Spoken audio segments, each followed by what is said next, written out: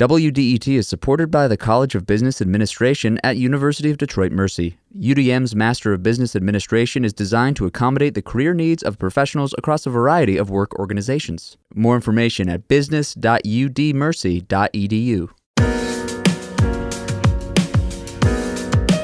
It's the Metro on 1019 WDET. I'm Nick Austin. And I'm Tia Graham. And today on the program, Krysta Pate is the founder and CEO of the Ownership Initiative, a nonprofit that helps Detroiters purchase homes. She was part of a Juneteenth-inspired panel discussion on Tuesday about how to help people access home ownership.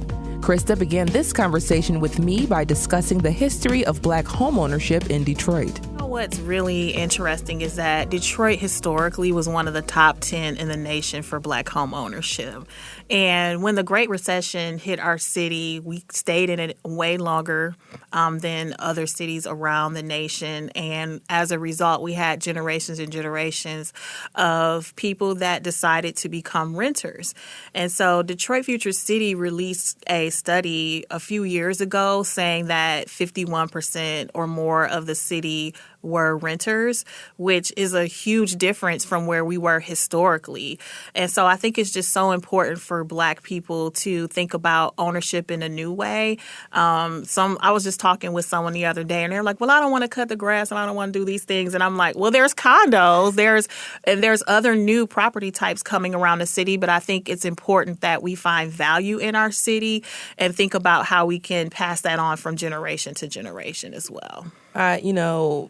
Yeah, I think that's one thing that a lot of us don't take into account is the other pathways to ownership. And I just like you said, historically, I think about my grandparents lived in the city of Detroit.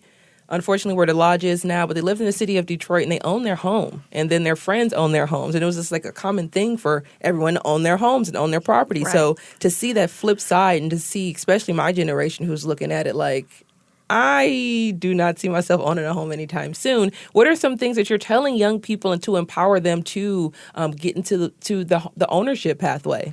So one, I wish someone would have told me this when I bought my first home. There is grant money out there. So not only the city of Detroit's $25,000 grant, but the state of Michigan has a $10,000 grant that you can get. And then also all of the banks that are in our local area, like your Bank of America's, your Chase, your Flagstar, your Huntington's, all of those banks have down payment assistance programs too, where they cover closing costs. So you can layer all of these together. And we just did a citywide homebuyer fair with My Side, National Faith Homebuyers in Detroit Future City. And there was a story about a woman who got $55,000 in down payment assistance towards her home. So if you can imagine, you can use all these programs together. So stop thinking it's unaffordable is my biggest advice, and go out there and just research or go to a nonprofit that specializes in housing to find out what resources are there to help you along the way. And, even when there are those who have the access to the knowledge and access to asking the proper questions, how do you get to those who maybe don't know what question to even ask? So that's one of my specialties as an impact consulting firm. So one, I'm from the city, born and raised 8 Mile in Woodward. And so it's important to know how to reach the people. And I would say that when you are going out there and trying to find resources, one of the best things you can do is actually go to the city's website. They have a ton of resources there, or you can just look up home buying near me. Or if you have a realtor, you can go to your realtor. So when we rolled out the down payment assistance program last year, I made sure that we trained professionals. So it's not anything unconventional. It's the people you know. So we trained 250 realtors last year, and we trained 250 loan officers last year. So, and then from there, word spreads around. So I would say you can go through your normal channels, but make sure you're asking if that they have access to the resources or know about the resources. But folks out there know. That's why last year was so successful with the down payment assistance program. I mean, amazing. I mean, I'm sitting here thinking to myself, what am I going to do when I go home later? I would say start on the web and search. You'll find it. I'm about to find myself in a home soon. That is amazing. I'm serious. It's a wealth of knowledge. So when you think about Juneteenth, especially with just all the experience that you've had, everything 8 Mile and Woodward, I'm Joy in Southfield, so I love when we do that. But with all your experience and everything that you've done, what does Juneteenth mean to you, especially just in the city of Detroit? So I think Juneteenth is a celebration of empowerment. So that's how I see Juneteenth. I think that it's not only about homeownership, because we are in National Homeownership Month, if people don't know, but it's also about owning yourself, owning your own peace, also thinking about what your path is in life, thinking about all of the history behind being Black and where we've come from as a people, but also how far we need to go. So thinking about, do you want to own a business? Do you want to save money? Do you want to just save $1,000? What are your goals? I think this is a perfect time, to set goals, because we always set goals at the beginning of the year. Well, guess what? Juneteenth is right in the middle of the year. So reflect on your goals that you set for the new year and then see how you can accomplish them and what resources you can find or conversations you can have that can help you reach those goals by the end of the year. And you hit on something that was really, really important, of course, is owning your own peace. For Black Americans, especially, if you could go into that just a little bit more, just having peace at home and knowing that it is your space. Yes. So, let me just say this. That is a journey in of itself. And when you start from some of the traditional places that our households have, maybe, a divorced home, that's the type of home I was raised in, where it was a struggle to make ends meet or keep us in a decent neighborhood. And so you kind of learn things along the way that maybe shape your life. And as a Black American, you often have to reflect and kind of slow down and do some introspective thinking in order to redirect your path, and think about what's going to be peaceful in your own household, because sometimes you come from chaos. I could say there was chaos around me growing up, and I had to learn how to quiet the chaos to become peaceful. A shorter version of that might be, I started as a teller in this industry, right? And so that was just somebody telling me, it's a good thing that you might want to work for a bank. It's stable, et cetera. And I had to go through a process of learning. I became a loan officer. I lost everything because that was when the Great Recession happened, and then had to rebuild things. But look where I am in my career now. I'm able to help the community, help people that look like me. But that was a journey, you know what I mean? And it took a lot of introspective thinking to say, do I want to stay in this? Does this make me happy? And I think sometimes we don't ask ourselves that. We just kind of soldier through.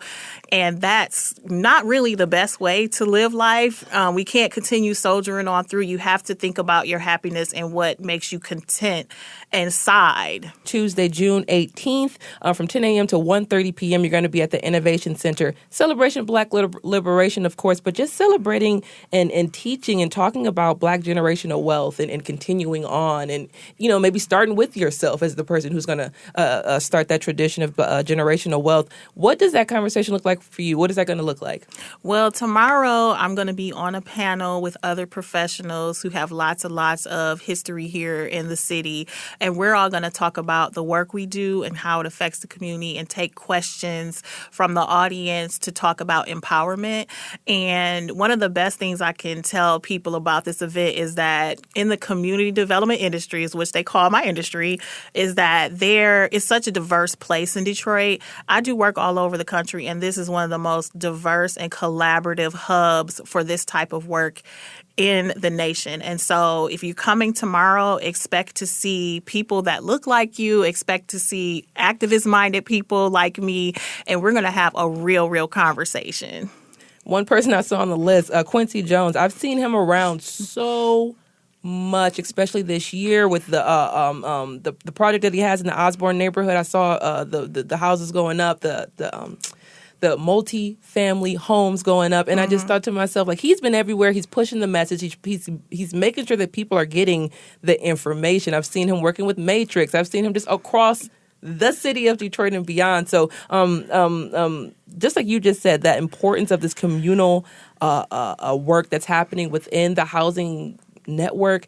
Talk about the importance of that. Just like you said, if you can go into that just a little bit more, because that's one thing that we talk about a lot on the show is how we're seeing these grassroots community organizations. We're seeing people, funders, finding the money to come together to actually make this work. So what are you seeing now that's really making the solution-based work? Yeah, so in the housing industry, there are two places they consider ground zero. One is Detroit, the other is Baltimore. So we have tons and tons of people that come over from all over the nation to try to learn from what we're doing here in Detroit because we're so innovative. But that innovation is seated in collaboration. If you are doing something serious in housing, serious in small business empowerment, then you are probably here and you're probably from Detroit, right? So you're either here or you're from Detroit. And so people like Quincy, people like David Palmer, people like Linda Smith, those folks have been doing work for 10 plus years in this community, and they're dedicated to working together. There's always a way that we find to sit at tables and discuss what's going on in the community and then come up with a solution. So that's one of the biggest things that I can say is that it's a really, really collaborative environment, and we welcome everyone to the conversation, and we want to hear your point of view so we can stay close to what's really happening in the neighborhood. So like when you say grassroots, like when I think of Quincy or I think of Linda, I'm like, that's a lot of work to be able to put up and develop housing. To me, that's not grassroots, but you know what? The feel of it is because they're open to conversation with the community. It's not a closed off or, elitist type of feel in Detroit. It's always grassroots, no matter how high you see someone climb in the things that they're doing for the community, they really stay close to, the neighbors and the neighborhoods. That's one of the things. That's why I use that so often with the larger community groups, especially because when you see some of the, like you said, you'll see some of the things that are happening. It's just throwing money at a problem. They're not really talking to it. They're not really understanding what the people need. They're just fixing things, and it's what they think. And when you see people like Quincy, when you see people and hear people like Linda, and there's so many different spaces and places, they've climbed to really, really high heights, what they've been able to do with their communities. They've been in the community. They stayed in the community. They talked to the people in the community. So, before I let you go, Home Ownership Month, what else do you have planned? Well, I just got finished with a citywide homebuyer fair again, that was June 8th. We're going to be doing this tomorrow, June 18th. And then hopefully we'll be putting out some information about the city of Detroit's $25,000 down payment assistance. Round 2 is coming soon. So that's something very exciting. So if you are in the market for a home, get ready for that. And so hopefully we'll be able to talk about that more soon. That was me speaking with Krysta Pate about how to increase home ownership in Detroit. Coming up, we'll hear a conversation Stephen Henderson had with someone about the innovations Black Americans created between 1870 and 1940. This is The Metro.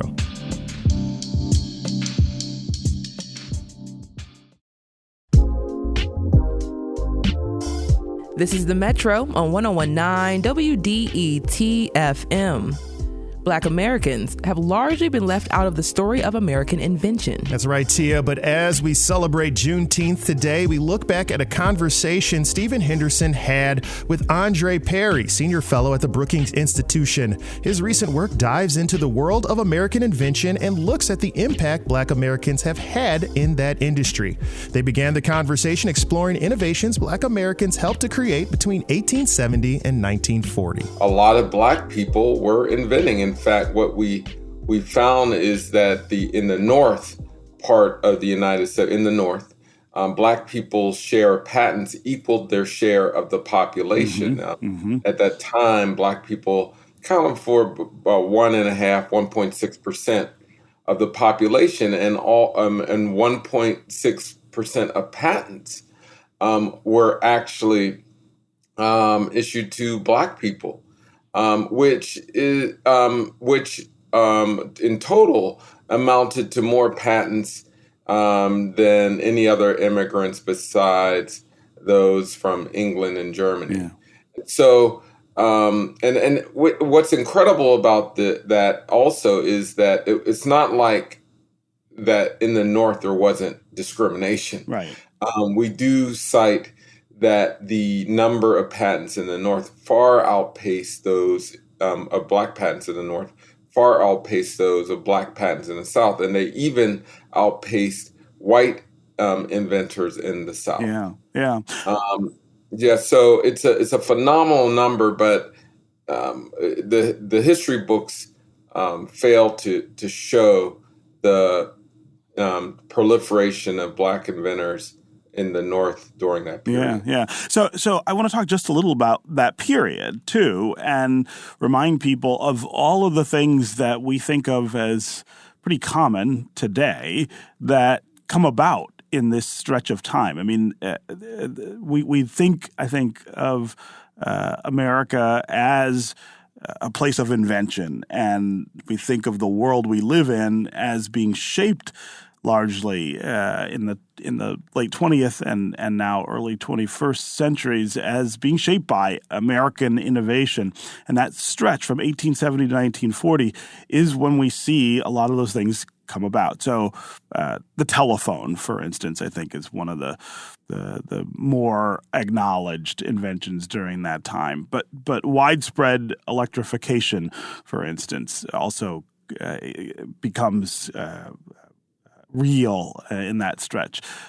Mass manufacturing, I mean, talking about things in the city of Detroit, the assembly line that Henry Ford tries to perfect, and that leads to this incredible employment boom that creates the middle class and all of those things. I mean, there is this broad spectrum of things that happen in that stretch. So I wanted to have you talk just a little about that period, but then also what Black Americans were contributing to that we don't get credit for, that we don't hear about. Well, that period, as you noted, particularly in Detroit, was a phenomenal period because not only did you see the rise of mass production, assembly lines, but in the auto industry in particular. Now, our database does not necessarily dive deep into each sector. Actually, that's the next phase of this research to go into various industries to see where we specifically contributed, but there's no reason to assume otherwise that we didn't contribute in as many different factors or the different occupations and sectors that saw the boom. So certainly there were Black inventors in the auto industry. Mm-hmm. We just have to uncover them, and that's why it's important for various museums to really invest into uncovering who these inventors are, because when we see the diversity that is required for innovation, then we can encourage it in today's context. Yeah. No one is just inventing things in a vacuum.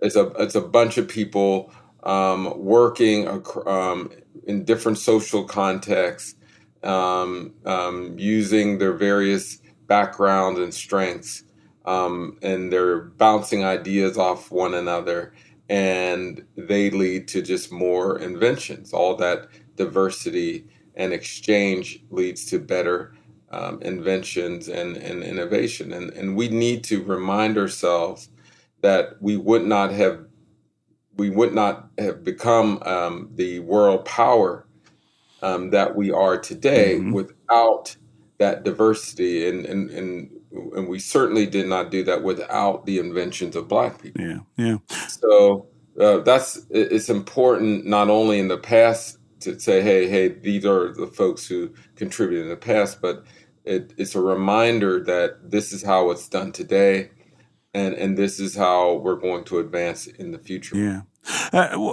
Just give us a rundown of some of the things that African American innovators were doing during this stretch that maybe people don't think about. I mean, there are, of course, African Americans that do get recognition during that time. People like George Washington Carver, for instance. But who are some of the other folks, and what were they doing that helped shape this period of innovation? Well, there was the story of Elijah McCoy, was the son of an African American parents who escaped from slavery. He was born in Canada but raised in Michigan. Before being sent to study in Scotland at age 15. He was denied work as an engineer because of his race. He had to settle for work as a railroad track technician. In that context, he developed and patented an automated system for wheel lubrication, greatly improving the efficiency of train travel. He went on to have a lengthy career as an inventor. There was Granville Woods, another influential Black inventor in the area, born in Ohio. He made fundamental innovations to railways, especially in the form of communication systems and the distribution of electricity to the rail cars. One more I'll mention is Sarah Boone invented the ironing board, something that we're actually losing skills in over time. But winning the patent in 1892, she was raised in New Haven, Connecticut, by parents who escaped from slavery. So there are a number of stories throughout history that, from ironing boards to railroad communications to lubricants for machines. That's why I said it's really there's such a diversity in the ideas that we're stemming, that when given opportunities, people will invent, people will create. Yeah. In the South, where patenting was much lower, I mean, there was still patenting going on in the South, particularly in your agricultural hubs. Black people were inventing things in agriculture, just nowhere near the rate in the North. But that was because the country purposely stifled innovation in the South. Yeah. So robbing itself of growth in that regard. Yeah. So the story of that golden age of industry really is also a story of suppression of innovation in the South. Yeah. In a little bit, I'm going to want to talk a little more about the influence of racial segregation and, of course, racism on this dynamic between North and South. But before I get to that, I want to talk about the overall difference between the North and the South. You note in the research that even white invention in the South is not as robust as in the North. So this difference among African Americans is also reflected among the general population. I wonder if you can talk just a little about why that was true. What is it about the South that produces less of this than the North? Yeah, again, in this report, the Black inventors who elevated the United States, reassessing the golden age of invention, and those who want to read the report can go to brookings.edu or just type it in, that title, into their search engine. Into Google. Yeah, another Google. Great invention, right? Right. And you'll see a chart in that report that shows the patents per capita by region, by race. Right. So it shows that in the North, white people in the North had the highest levels of patenting, but then second is Black people in the North. And then under that, white people in the South and then under that, Black people in the South. Yeah. So, like I stated, when you throttle diversity, it's like cutting your nose to spite your face. Yeah. We see this in conversations today. Attacks on DEI are really is really doing ourselves a disservice.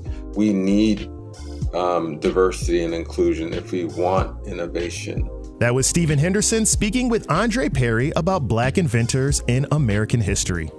Coming up, we'll hear about what one Wayne State professor is doing to preserve the Inkster home of Malcolm X.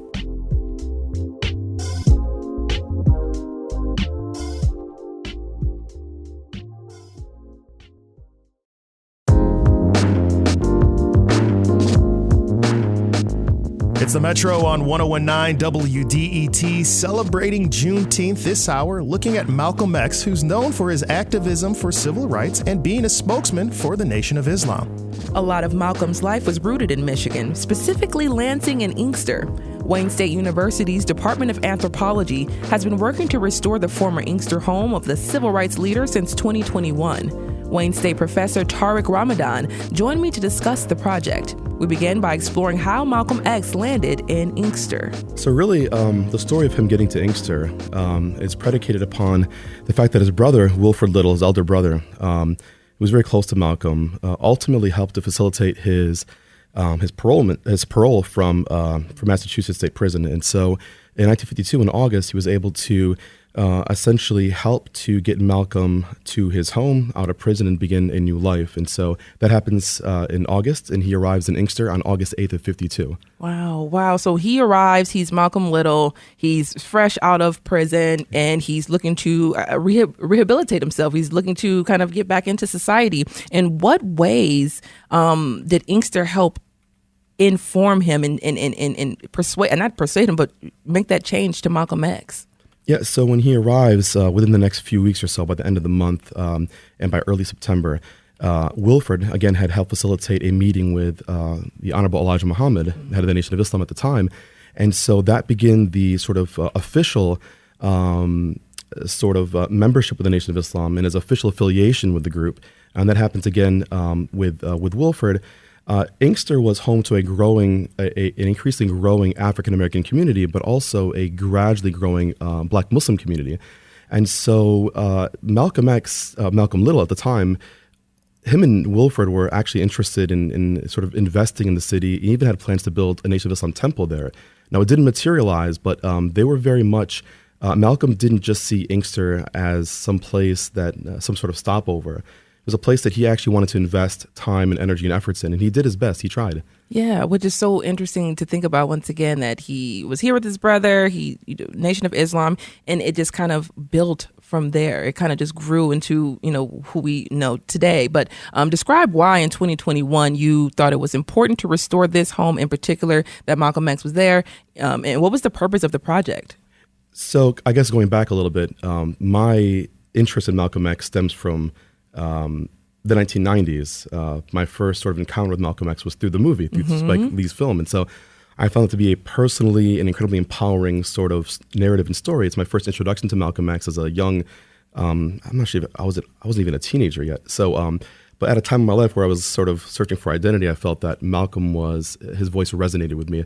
And from that point on, I was interested in Malcolm. That was my first intellectual hero.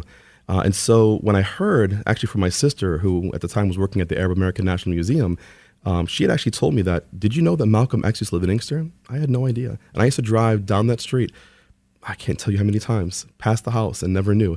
So when I began to look and search for who was responsible for the project, I looked and found out that Mr. Aaron Sims, who was my colleague and who was also running the project, was working on preserving the house. And so I got in touch with him in 2018. But it wasn't until 2020 that we really began collaborating. So from that point on, I called Aaron. I said, look, what can I do? I'm a professor at Wayne State University. I love Malcolm X. He's someone that I'm personally interested and intrigued by and love. And so I wanted to, bring my energy and my efforts to the project. And so we said, welcome aboard. And from there, we began to write a grant. We got the grant within 6 months. We landed the house in the National Register of Historic Places through our nomination with the State Historic Preservation Office in Lansing. And we organized an archaeological excavation project with Wayne State, where I'm a professor. And we've just continued to renovate the home. Mr. Arthur Edge is also our contractor, who is really the one responsible for the actual physical restoration of the house. So it's been really central.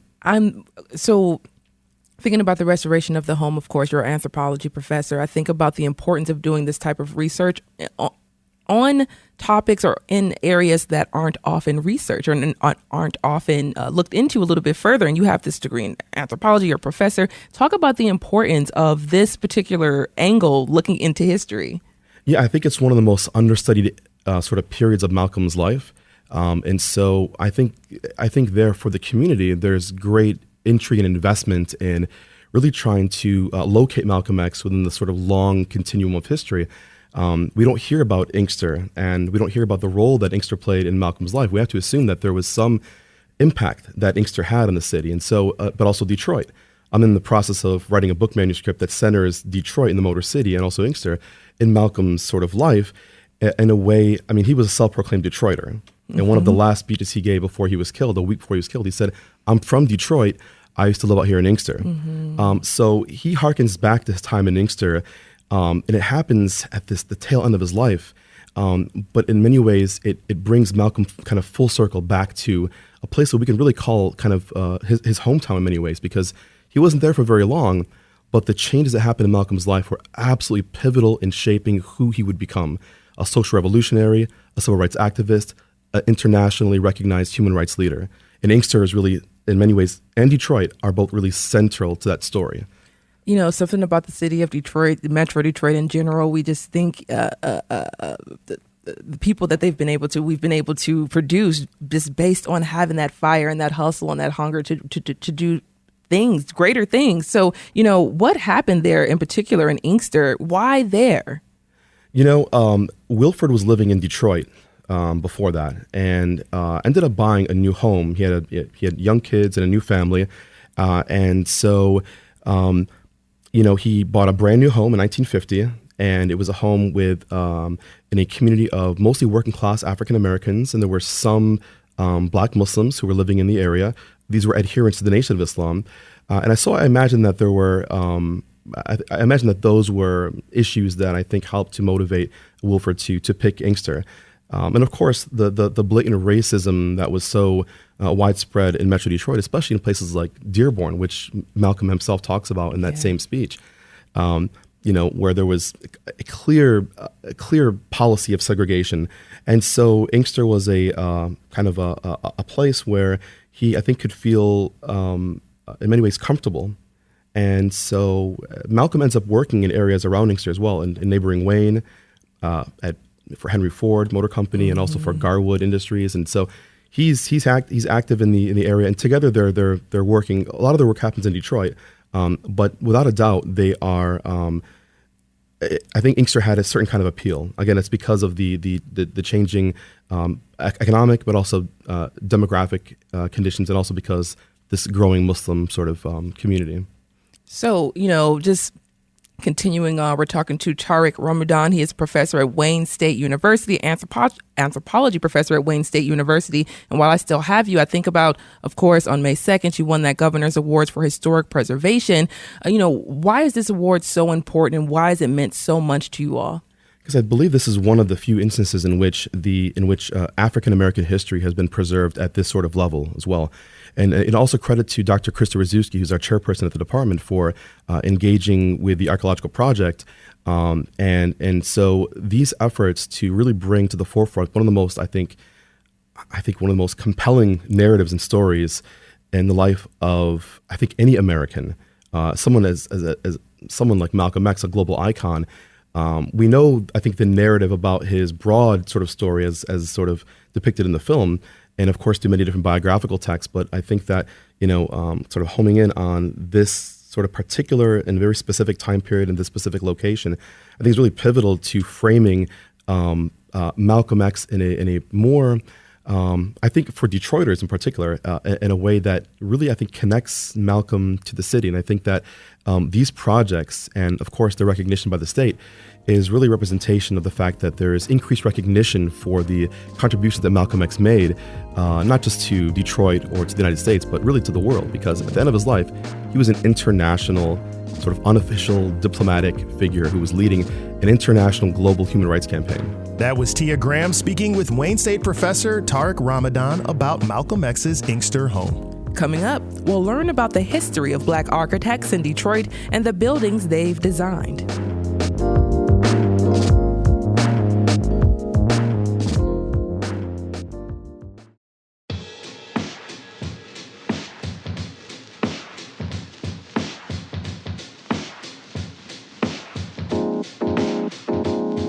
And you're listening to 101.9 WDET on the Metro. I'm Nick Austin, and right now we are continuing our celebration of Juneteenth, a holiday that is very important not only to us nationwide, but certainly here in Detroit, a majority Black city. Clearly, the experience of the African American community is so important to what we do here, including in the buildings that we are around and live in. You know, architecture is a place that took a bit of time to get some more inclusion in that field, but there are trailblazers that helped us get to this point. But how much do we know about them? One of the things we want to do today is learn a little bit more about that experience, and to help us do that, we're joined by Sandra Little. She's of Quinn Evans, where she's the Principal Director of Diversity, Equity, and Inclusion, as well as a co-founder for the Noir Design Party.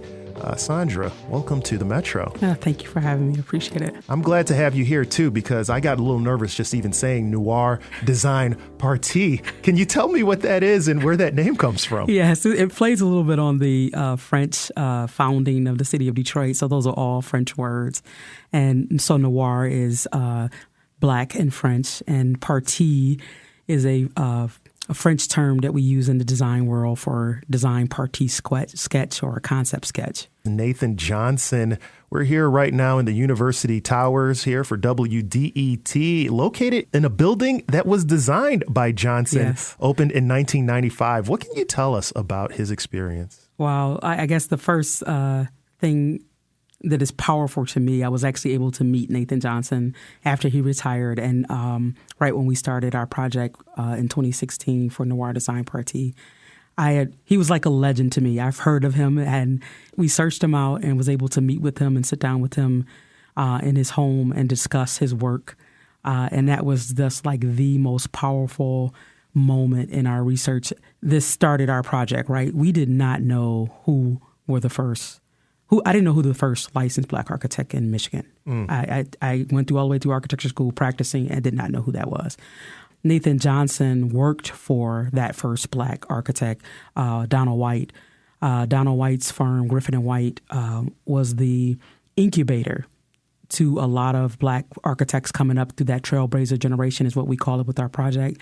And Nathan Johnson was one of two of the trailblazers that came out of that firm and just powerhoused themselves into being part of the footprint here in Detroit. His firm grew to 40 plus employees at one time. He's the master, he was the chief architect for the People Mover stations in downtown Detroit. Oh, wow. So he designed, I think it was around 6 of them. He farmed out the other ones to the trailblazer architects I was talking about, Roger Mardrum, Sims and Varner, Aubrey Agee. Each of those architects took different stations and designed them, but he was the architect that basically had the contract to do that whole project. And he's just known throughout the architecture world because he brought in other minorities to that work. Selfishly, I mentioned here at the University Towers where WDET is, you mentioned the People Mover stations, but what are some of the other locations that were designed by Black architects throughout the city and even the metro area that people might not know about that are so important to our fabric? Well, I'll list out a couple and then I'll end it off with a story. I just had the honor of going to an event that kind of put the pinnacle cap on all of that. So you have, Nathan Johnson did the addition to Second Baptist Church in Greektown downtown, which is the hub for the Underground Railroad Museum that is here in Detroit. He also worked on over 20 churches that I know of throughout the city of Detroit. And that is Bethel, AME Church, which is right on Warren Avenue. He did Oak Grove Church, which is on the northwest side of Detroit. He also did New Bethel Baptist Church, which is the event that I went to on Sunday. And they basically had a ceremony that Glenda Lewis was the MC for, but they got their National Historic Marker and their Michigan Historical Marker added to that church for New Bethel. That church is pivotal to the project that I end up working on at Quinn Evans, which is the 20th Century Civil Rights Sites projects. So we actually identified over 100 sites in Detroit that are dedicated to the civil rights history here in Detroit. We did detailed surveys on 30 of those sites, and then we had 5 that were designated to go to the National Historic Register of Historic Places with the National Park Service. That the reason that New Bethel Baptist Church got that is that the pastor, Reverend C.L. Franklin, and Shrine of Black Madonna, which is down the street, were the 2 pastors that got together. Reverend Clegg and Reverend C.L. Franklin got together to get Martin Luther King to come to Detroit in 1963 and have that freedom March of Freedom that we had here in Detroit. So just a connection between the Black church and the Black architect is pivotal throughout our work, our research that we've been doing.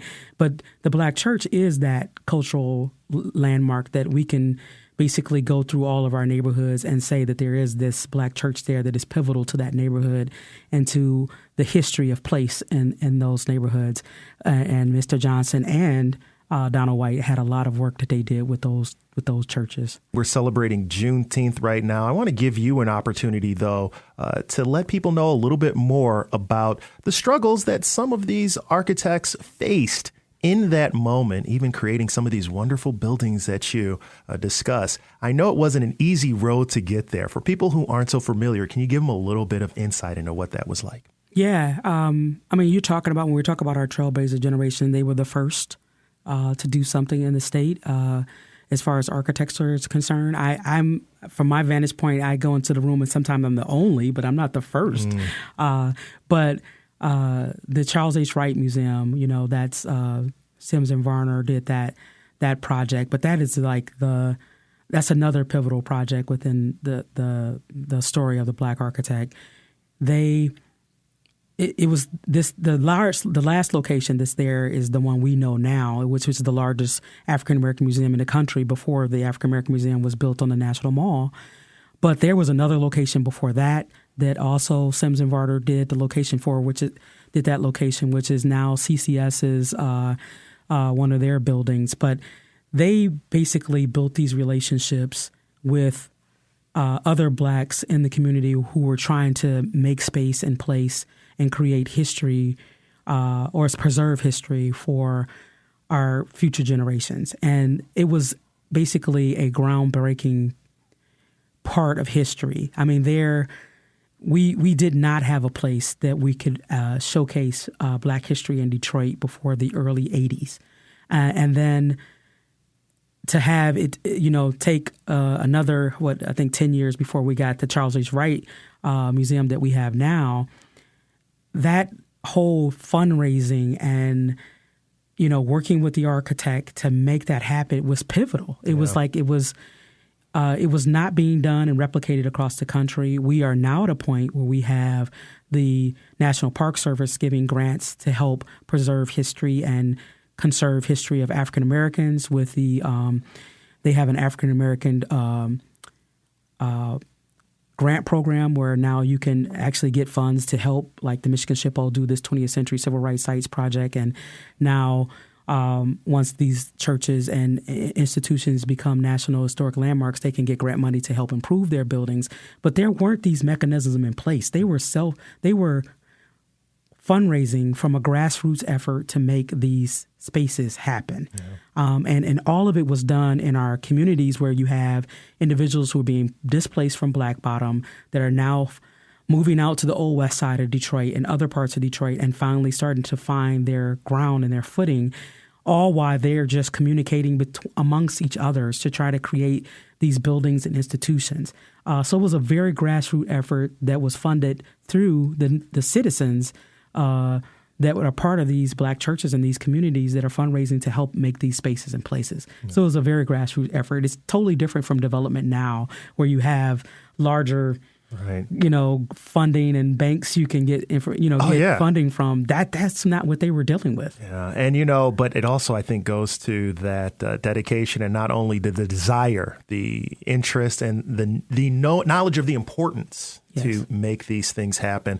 You did mention how sometimes you'll walk in the room, you're the only Black architect, and I think what will it take from your perspective? What do we need to do to prevent that so that you can have some other folks in there? What are you saying? What do we need to do to get more young Black people involved in architecture? And what advice would you have for them also? All right. Well, I will definitely give a plug for the National Organization of Minority Architects. We have a Detroit chapter here in Detroit, and they're basically this summer hosting our 10th anniversary of the NOMA Detroit Project Pipeline. Is where we have students come in for a week to learn about architecture as a career.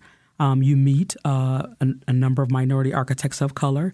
It is a week long, and it is hosted at University of Detroit Mercy. It is free to the students that enroll in it. That is, we call this pipeline as a way to get students interested in architecture through the pipeline. That's a good price point. Right, free. It's like, and we, like I said, and we do it every year, every summer. And this year, across the national organization, we have 35 camps that we're running across the United States in all of our different chapters that are hosting a Project Pipeline camp. So we're trying to use this as a baseline to expose minority students to this as a profession.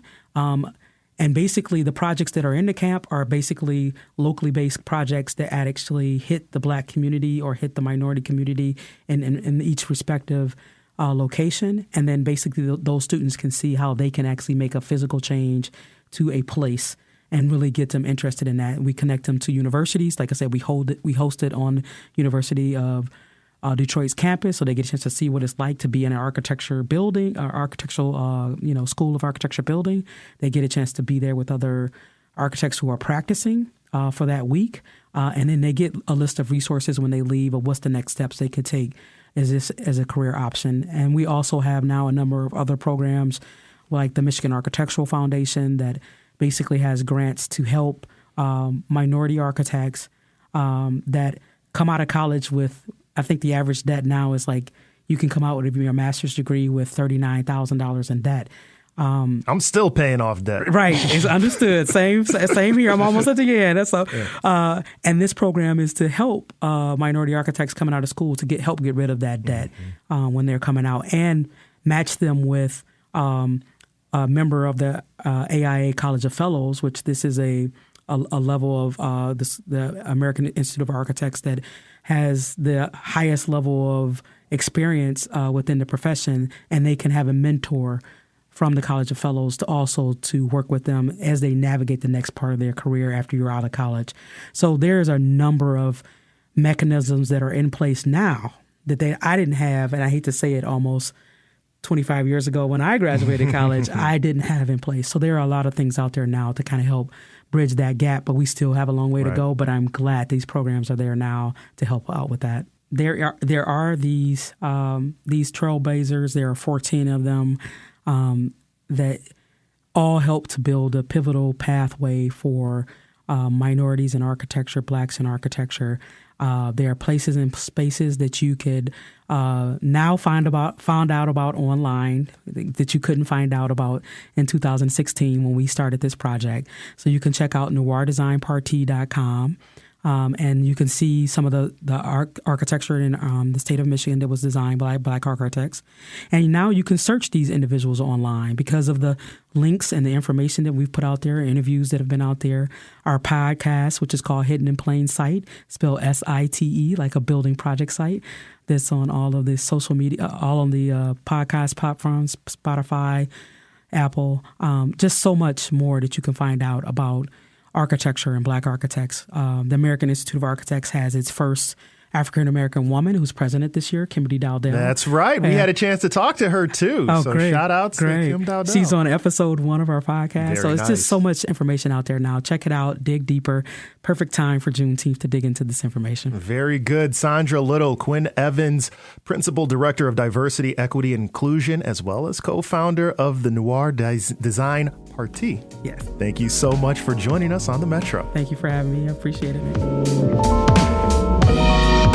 That's the Metro for Wednesday, June 19th or Juneteenth. You can listen to recent episodes online at WDET.org and make sure to subscribe to the podcast on your favorite platform. The show is produced by Sam Corey, David Lyons, and Jack Philbrandt. Our engineer is Nate Bender. Our assistant producers are Sydney Walkley and Anel Scott.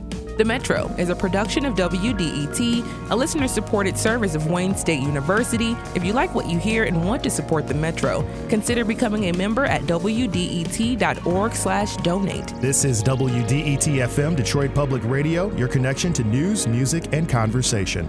Thanks for listening. Talk to you soon.